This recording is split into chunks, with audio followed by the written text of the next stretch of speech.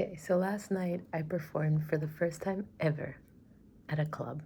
For the first time in my whole entire life, I have performed in another space that isn't a home, a classroom, or a pub. I probably goosebumps. I feel like I have goosebumps. Aside from, you know, and I've also got this web page that I did. Don't know if I can just quickly show you. But basically, it's that log that I keep for myself. And coincidentally, I have estimated that I have performed in front of over 200 people, so 201 unique people. That means every time, like the next day, I try to like replay in my head, okay, there were 4 people over there, plus the host, 3 people over there, plus 2, plus 3 over there, and I just keep counting them in my head. And sorry that I haven't like brushed my hair yet. I don't know if this tradition to like sit with like the wet hair for a little bit and then comb it is probably not the best, but I'm just so excited like every time, because even though this week was I'm doing the songwriting course at ICMP, and this week was submission week for the essays, and I'm only doing the 1 year course, and I've already done my BA and MA, and I was already thinking like what I've learned is that I have limited amount of energy, in the sense that I also need to rest and get inspired. It's not just about productivity.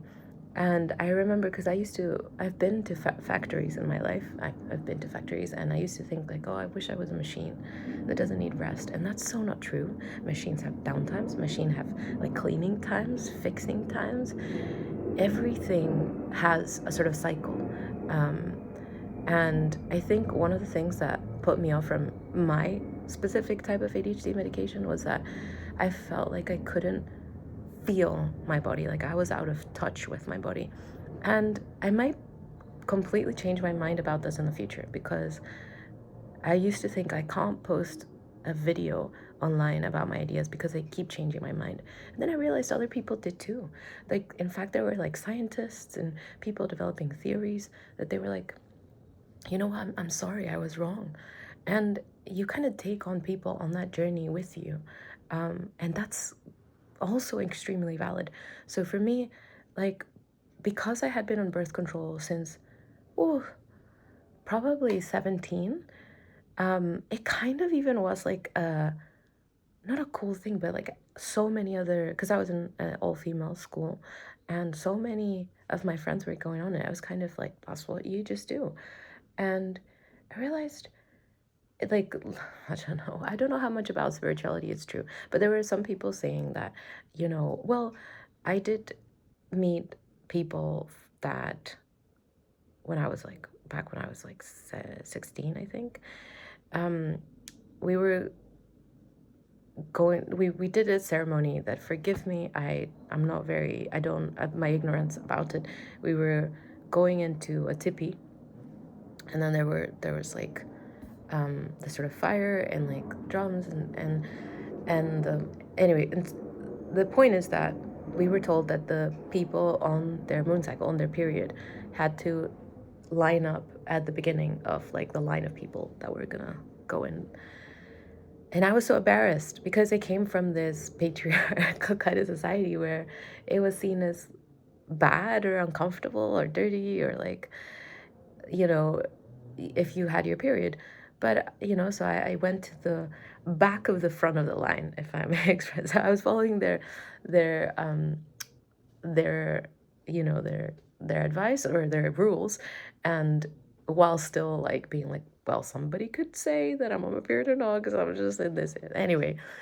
And since then, I heard, well, flash forward like many years, and I started listening to how sacred the period like space is. And some people see it as a cleansing of like what has happened the month before. I also read that the more like flexible you are, like being even like there were some people that if you practice like doing splits, or trying to at least, it kind of alleviates them. So there's so many questions that I don't know about periods.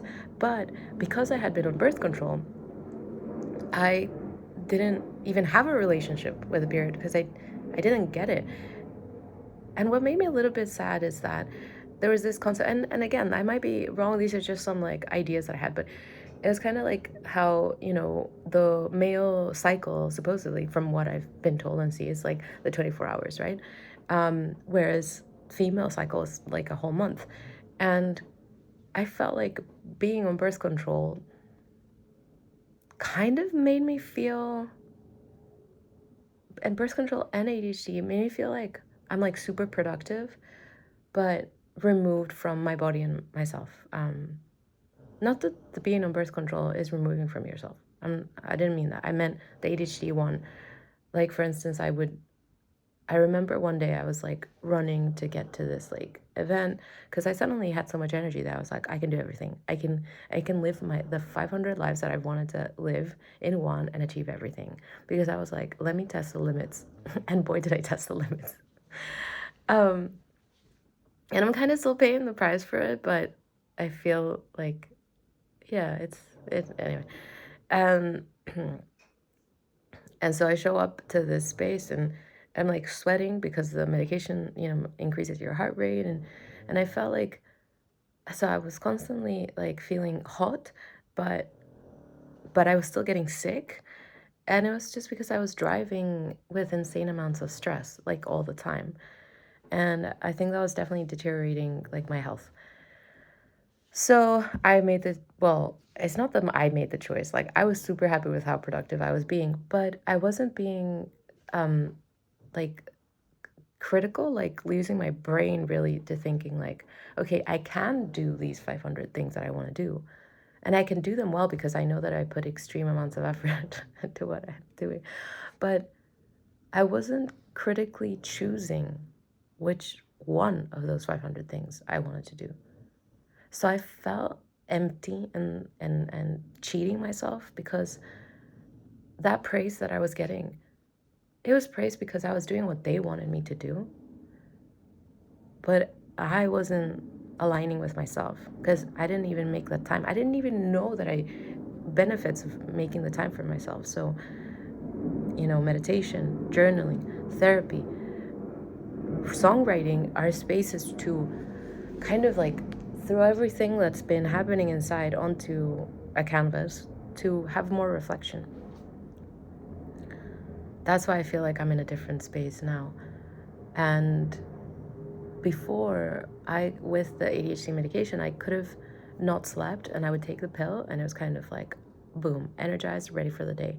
And I thought it was kind of like a cheat code. And I was like, I think everything in life is, we got to play it fair, and then what ended up happening is I, I abused my body, in the sense that I wasn't letting it sleep. And I was constantly, because I had this underlying kind of terror that I was clinging onto like my being all the time. Like, I felt guilty for cooking myself food because I was like, this is the time that could be used to do something else, like, and it was just such an abusive voice in my head. But I didn't know that I could face it, because even till today, I'm still kind of dealing with it. But I'm also, because that's really based on lack, is a lack of time, or a lack of being good enough, or lack. And there's this anxiety and fear, as opposed to looking at it on the abundant side and saying, like, I have faith. I have faith that I have enough time. I have faith, that I can be abundant in health. I say this now. But yeah, it's about switching all of these kind of things in my head. But talking about last night, yeah, I'm very, very proud of the milestone of reaching over 200 new people that I've performed live in front of. And I think it's just, I wonder, I really believe in some healing power of music. And I would love to set up a space where it's like, I don't know, I think I'm going to write it down to have a better idea, but kind of like have a meditation space, and then maybe have other people bring about their song. It's kind of like what we're doing at school, like, like everybody once a week brings in a song that they're working on. It's something about their life, and I think that's incredibly powerful. So I'll think of a way of doing it. But yeah, so what I learned this week, looking back, is, I used to think like, oh, I know my song, like I've performed it so many times. But whenever I was about to act in a play, the scene that was gonna come up, I would bring about written down all my cues and all my lines, and I would go through all of my cues 3 or 4 times. And this was because I only did the play about 4 or 5 times. So I felt like maybe if you're, I think I've said this before, but like maybe if you are doing a run for like months, you don't need to do that. But it's also, every person has a different way of like managing themselves. But this is what I was doing. So I was like, it makes sense that if I haven't practiced my song, the day before or the morning of, am I sufficiently confident that I trust that it's just gonna be there? Maybe in the future, but I'm still like learning my songs. I have Paddington Bear, which is pretty solid. I love it because many times I'll be like, well, I don't know what's happening next. I don't know what line is next. And then before I know it, my hands are already making the chords and my voice is already saying the words before me knowing. So that's the ideal situation where you want to be. But I'm, I still am learning the other songs. And I realized that yesterday, I was like, okay, I didn't go to class because I realized that it was like 1 p.m. and I hadn't practiced a new version of the song. Excuse me, I know that there were only like 4 or 5 line changes, but what? What? What? I knew that I should have rehearsed that new version of the song 3 days before. So now I've made a list. I'm like, okay, now I wanna, my dog's like sleeping in. Now I wanna make sure that I rehearse the song fully, like 3 nights before. So that, because I feel like every beautiful opportunity, it's so,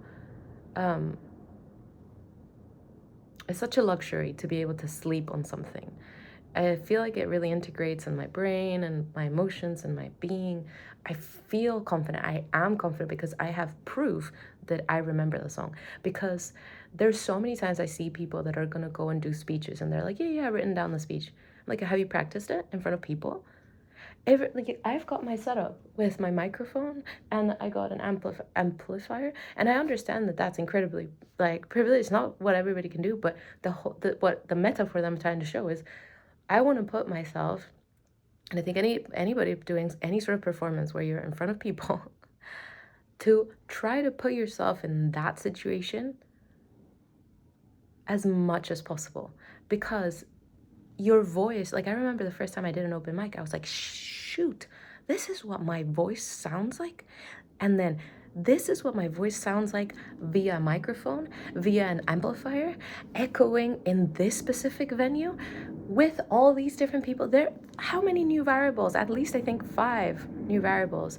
These are real-time input information that my brain then has to like process, while then I'm trying to remember the lyrics and play the guitar, completely new things. So obviously you're putting your body through quite a lot, and your psychology as well. So if I can take down, okay, now I know what my voice sounds like on a microphone. Now I understand the types of like how, if I get closer, if I get further away, with things that you know logically, but you don't know experientially, okay? Because they're very, very different things. And trust me, I am a pro at staying indoors and thinking about all these different things and coming up with amazing plans. And then life is so different because I am one person. There's a billion people or more, 8 billion, right? Out there, completely also influencing life.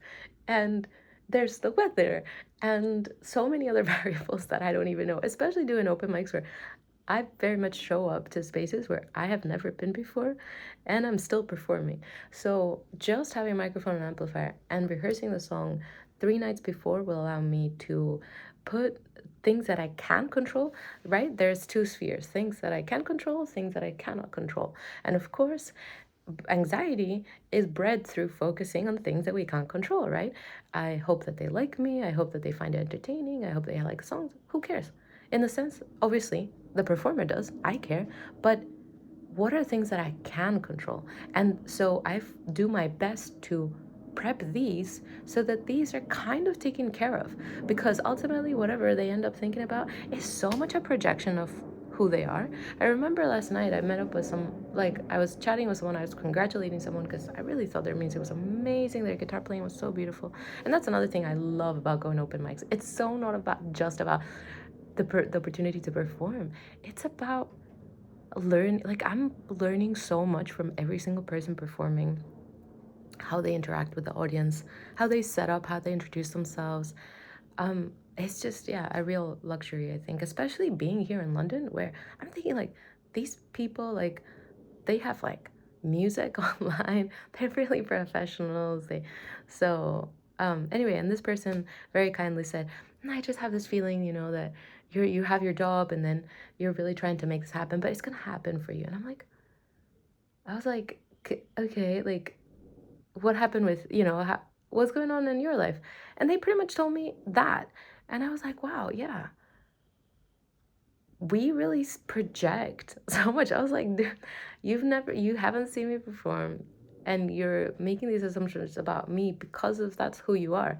And I thought it was incredibly lovely and cute, but it's also like, I think just reaffirming to know that so much, if someone doesn't like a song, someone likes a song. Now, if it's multiple people saying something, then it's input. But sometimes, not everybody's gonna vibe with what you're doing, right? So that's all I have for today because I just realized it's 16 minutes. But thank you.